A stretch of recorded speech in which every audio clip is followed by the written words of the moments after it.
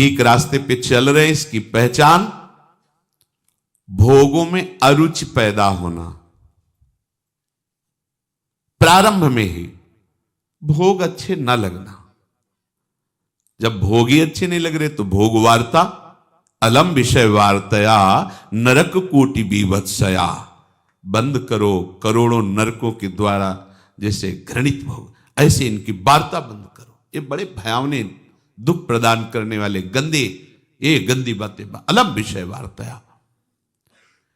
प्रारंभ में ही उपासक जब सही मार्ग का पथिक होता है तो भोगों में अरुचि होने लगती है। प्रभु में, प्रभु के नाम रूप लीला में उसकी प्रियता होने लगती है। सीधी कसौटी यही है, आपका 24 घंटे में कितना समय प्रभु के नाम रूप लीला धाम के चिंतन में जाता है और कितना विषय में। आंतरिक बात है, आंतरिक। ये मन में देखें, मन में हमारी वृत्ति यदि विषयों की ओर अधिक बढ़ रही है, विषय चिंतन बढ़ रहा है, तो समझना चाहिए कि बाहरी कुछ भी है पर अंदर से हम विषय की तरफ जा रहे हैं, प्रभु की तरफ नहीं। चाहे आप रहने के स्थान में भले किसी प्रसिद्ध मंदिर में रह रहे हो, साक्षात सत्संग भवन में रह रहे हो, या भगवान के किसी पवित्र धाम में रह रहे हो, पर आपके अंदर के भवन का जो वातावरण ठीक नहीं है तो बात नहीं बनी है। तुम्हें अपने भवन में सोहनी पोछा लगाना है, इसे साफ करो। अपने हृदय की मलिनता को दूर करो। इस कूड़ा करकट को बाहर निकाल फेंको। अंदर तुम्हें झाड़ू लगा करके, पोछा लगा करके पवित्र करना है, क्योंकि हृदय मंदिर में यदि भगवती स्मृति नहीं हुई, भगवत चिंतन नहीं हुआ, ये सब कूड़ा करकट विषय चिंतन है, तो यहां जो वर्णन कर रहे कि आप भले किसी प्रसिद्ध मंदिर में ही रात दिन रह रहे हैं, सत्संग भवन में रह रहे हैं, या भगवान के धाम में रह रहे हैं, आपका मार्ग ठीक नहीं है। जैसे कोई कहे वृंदावन धाम की इतनी महिमा है, और आप यहां ऐसी बात करें, दूसरा कोई बोले तो बोले, आप तो समझो धाम की क्या महिमा है। तो धाम का प्रभाव क्या है? भजन गहे फिरे बाह, वृंदावन बस के इतनो बड़ो सयान, जुगल चरण के भजन बिन निमिष नतीजे जान। वृंदावन इह विधि बसे तज के सब अभिमान, तृणते नीचो आपको जाने सोई जान। भजन, यहां इस विशेष महिमा है कि यहां भजन के परमाणु हैं। आपको भजन करने में ज्यादा परेशानी नहीं पड़ेगी, बड़ा सहयोग मिलेगा। पर भजन ना हो तो करोगे क्या? विषय चिंतन, विषय क्रीड़ा। तो ये विषय क्रीड़ा का धाम थोड़ी है, ये तो प्रिया प्रीतम की नित्य प्रेम लीला स्थली है। फिर तो भारी अपराध बनेगा। तुम्हारे पास कम समय है, ज्यादा विचार करने का समय नहीं कि क्या करूं क्या ना करूं। राग द्वेष युक्त पुरुष यदि कहीं भी रहेगा तो राग द्वेष ही फैलाएगा। एक एक वृत्ति अंदर से दूर करो।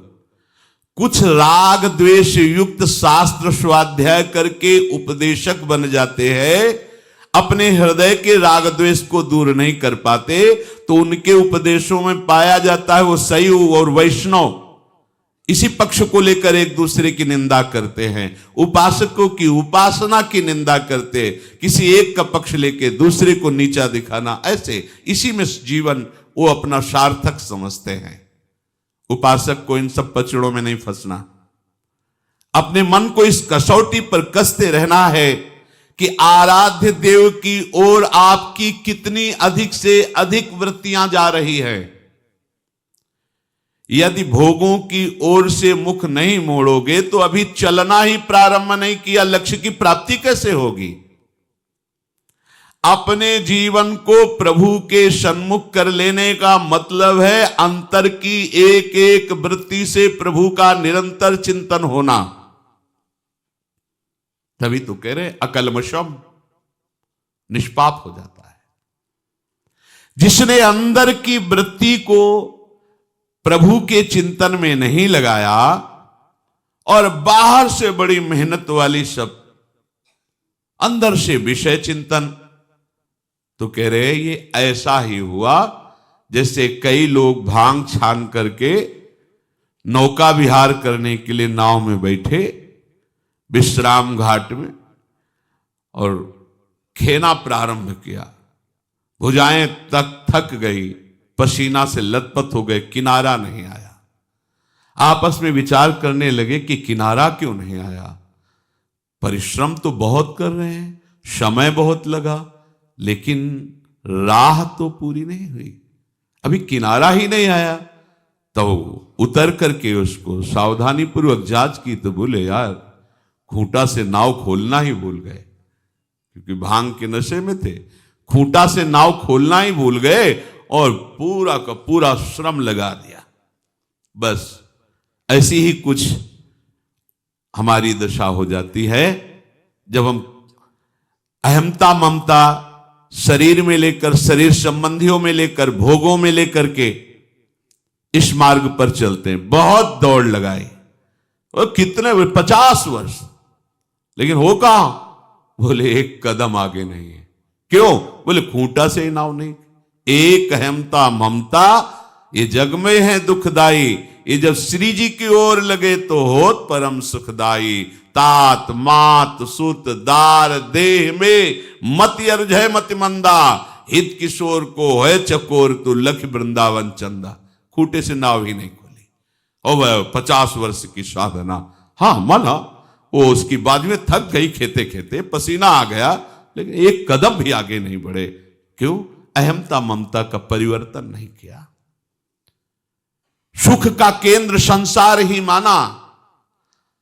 भले साधन परमार्थिक दिखाई दे रहा है, लेकिन साध्य विषय चिंतन है, विषय भोग है, संसार है।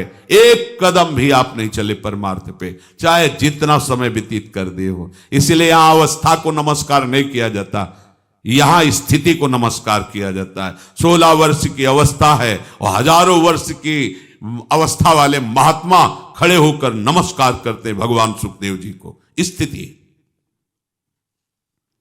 गुरुदेव नारद जी अपने शिष्य 5 वर्ष के भक्त प्रहलाद जी की यश का गान कर रहे हैं, ध्रुव जी के यश का गान कर रहे हैं। अवस्था 5 वर्ष की, स्थिति महापुरुषों की। तो नारद जी गुरुदेव अपने शिष्य के यश का गान कर रहे हैं। अपना अधिकार, अपनी रुचि, अपने आराध्य देव में। विषयों में अधिकार नहीं, विषयों में रुचि नहीं। चाहे योग मार्ग के पथिक हो, भक्ति मार्ग के, ज्ञान मार्ग के, किसी भी मार्ग के हो, रास्ते अनेक हैं, पर वस्तु जो मिलनी वो तो एक ही है ना। अभी तक तुम ये तय नहीं कर पाए हो कि तुम्हें जाना कहां है। चल रहे हो, ये कहां जा रहे हो पता नहीं। वो हालत हमारी है। चल रहे हैं, भगवत मार्ग के पथिक दिखाई दे रहे हैं बाहर से, अंदर से विषयों का चिंतन, मान प्रतिष्ठा का, राग द्वेष का, छोटी छोटी अनुकूल प्रतिकूल परिस्थितियों में है। छड़े रुष्टा, छड़े तुष्टा, रुष्टा तुष्टा, छड़े छड़े। कहां के पथिक हो? परमार्थ के, परमार्थ के। भूल कर रहे हो, खड़े रहोगे एक कदम आगे नहीं बढ़ पाओगे। आरंभ में साधक को 2 बातें देखनी ही होंगी। पहली बात, हमारा रास्ता ठीक है कि नहीं। तो रास्ता कौन? जो आचार्य, गुरुदेव और शास्त्र तीनों से मिलता है, उसमें संशय करने की जरूरत नहीं होती। आचार्य भगवान का स्वरूप, गुरुदेव भगवान का स्वरूप, शास्त्र भगवान का स्वरूप, तीनों की बात मिलनी चाहिए। आचार्य, गुरुदेव, भगवान जहां जहां उपदेश किए सबका सार है निरंतर भगवदाकार वृत्ति, प्रिया प्रीतम के चिंतन में। वो कोई भी नाम रूप की आराधना कर रहा उपासक, अपने आराध्य देव की तन्मयता ही सब शास्त्रों का सार है। निरंतर उन्हीं के चिंतन में लगे रहना, ये स्थिति चाहे ज्ञान मार्ग की, चाहे योग मार्ग की, चाहे भक्ति मार्ग, योग मार्ग में चित्त वृत्ति का निरोध करके परमात्मा में लगाना, ज्ञान मार्ग में चित्त वृत्ति को रोक करके अपने स्वरूप में स्थित हो जाना, भक्ति मार्ग में चित्त एक एक वृत्ति को कृष्णाकार कर देना, भगवदाकार मुरारि पादार्पित चित्त वृत्ति, बात एक ही है। पहला देखना है कि हमारा रास्ता ठीक है कि नहीं। रास्ता चयन हो गया, श्री वृंदावन धाम नौ निकुंज, प्रिया प्रीतम, उनके आठों पैर सेवा, उनका आठों पैर चिंतन, लीला गुणगान। अब हमें किसी से पूछने की जरूरत नहीं, रास्ता। अब रही बात चलने की, तो हम प्रमाद तो नहीं कर रहे। दो बातें आवश्यक हैं सबको अपने जीवन में देख। आपका रास्ता तय हो गया यदि लक्ष्य आपने चयन कर लिया, चाल बड़े धीमी हो। तभी कई बार सत्संग में कहा चित्त का तो समाधान हो जाना चाहिए, अर्थात उपासक को उपासना और उपास्य देव के विषय में अब कोई जानने की बात नहीं रहनी चाहिए। हमारी उपासना क्या है, हमारे उपास्य देव कौन है, हमारा लक्ष्य क्या है, ये पक्का। अब दूसरी बात आ गई, प्रमाद नहीं करना। रास्ता तय निश्चित हो गया, अब हमें उसमें चलना है, प्रमाद नहीं करना। ये रास्ता इतना लुभावना है कि आसपास बहुत सुंदर सुंदर चीजें फेंकी जाएंगी और वहीं से गली बदल जाएगी। राई के सम चलत ही होत और क्यों, कठिन है रसिक अनन्यता। ये बहुत कठिन प्रेम में होता है। प्रेम का क्या होता है, अपने लक्ष्य में दृढ़ रहना। अगर थोड़ा भी लुभायमान किसी से भी हो गए तो हम जान नहीं पाएंगे, कदम तो चल ही रहे, दूसरा मार्ग आ जाएगा। राई के सम चलत ही होत और क्यों। प्रमाद किसे कहते हैं, करने योग्य कार्य को न करना और न करने योग्य कार्य को करना, इसका नाम है प्रमाद। उपासक के जीवन में प्रमाद की गुंजाइश नहीं होनी चाहिए। ना करने योग्य को कभी नहीं करेंगे, करने योग्य को छोड़ेंगे नहीं, चाहे जैसी परिस्थिति हो। दोनों में चाहे जैसी प्राण चले जाए, पर जो नहीं करना है वो नहीं करना है, चाहे प्राण चले जाए, जो करना है वो करना है। देखो ऐसा, तब प्रमाद आपको घेरेगा नहीं तो प्रमाद घेर लेता है, पक्का प्रमाद घेर लेता है। प्रमादी उपासक नहीं हो सकता, प्रमादी भगवत मार्ग का पथिक नहीं हो सकता। दोनों बातें हैं, समझो। जो प्रमादी है वो भगवत मार्ग का पथिक नहीं हो सकता, जो भगवत मार्ग का पथिक है वो प्रमादी नहीं हो सकता। ये मार्ग ऐसा है कि ऐसे ऐसे बुरे लोग भेजे जाएंगे आपके पास कि वो आपको अपना परम हितैषी और मित्र अपने को अनुभव कराएंगे और आपको घसीट करके विपरीत मार्ग में खड़ा करके छोड़ के चल देंगे। सावधान, पहले से बताया जाता है कि इस मार्ग में ठग हैं, चोर हैं, आसपास से। आप अगर मार्ग से नहीं हटे तो आपको नहीं ले जा पाएंगे, पर ये ऐसे हैं कि अपना बड़ा प्रेम दिखाएंगे, आपको ऐसा लगेगा बड़े सुख प्रदान करने वाले हितैषी हैं, और जे ही आप उनकी तरफ देखे तो आपको पता नहीं चलेगा, आपको लगेगा मार्ग में चल रहे हैं। नहीं, वो बातचीत करते हुए आपका मार्ग बदला दिए, आप अलग हो गए। प्रभु की ओर बढ़ने वाला उपासक सावधान रहे। जो भगवद आश्रयी होता है उसको यद्यपि कोई भ्रष्ट नहीं कर सकता, पर सावधान रहे। साधन खूब करना है, पर भरोसा साधन का नहीं रखना है, भरोसा प्रभु का रखना है। जैसे आप पूछेंगे कि इसका भाव क्या है, साधन खूब करना है। सदाचार से रहो, ब्रह्मचर्य से रहो, सत्य बोलो, किसी की हिंसा मत करो, पवित्र, बड़े ये सब साधन के अंतर्गत आता है, पर हमें भरोसा इनका नहीं है। भरोसा हमें प्रियाजू का है, तो इनको छोड़कर हमें गंदी बातें नहीं करनी, भरोसा इनका नहीं रखना। आचरण यही करने पवित्र, पर इसका अगर भरोसा कर लेंगे तो अहंकार हो जाएगा। भरोसा श्री जी का, और बात तो श्री जी की करुणा से ही बननी है। जो भगवद आश्रयी होता है उसे कोई भ्रष्ट नहीं कर सकता। भगवद आश्रयी उपासना करते हुए अनेकों विघ्न आएंगे, उन विघ्नों को परास्त करने की सामर्थ्य केवल केवल भगवद आश्रय में होती है। बड़ा सूक्ष्म विषय है ये। साधना में, उपासना में विघ्न आएंगे पक्का। उन विघ्नों को परास्त करने की सामर्थ्य या उन विघ्नों से बचने की सामर्थ्य भगवद आश्रय से प्राप्त होती है।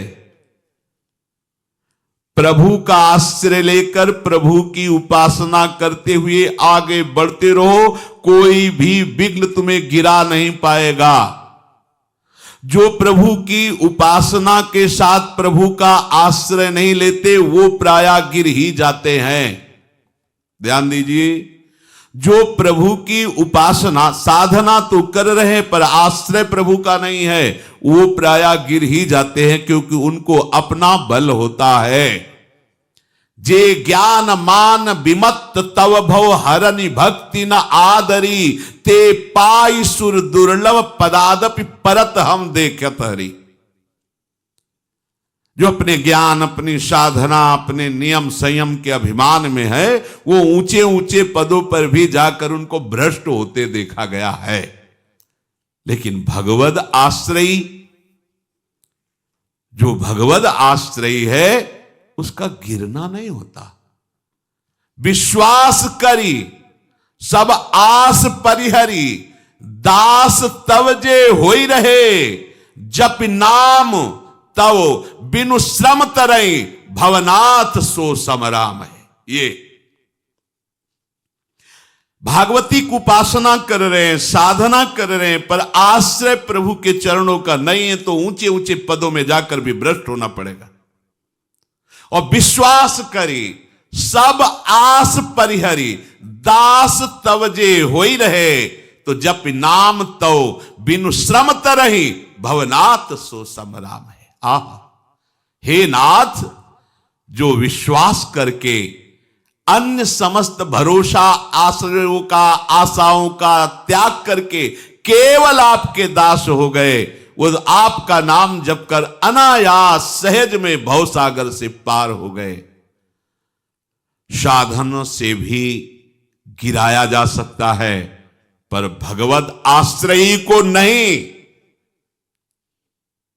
महापुरुषों ने कैसी सूक्ष्म सूक्ष्म बातें आंतरिक साधना की निकाली हैं कि आप कहीं गिर नहीं सकते।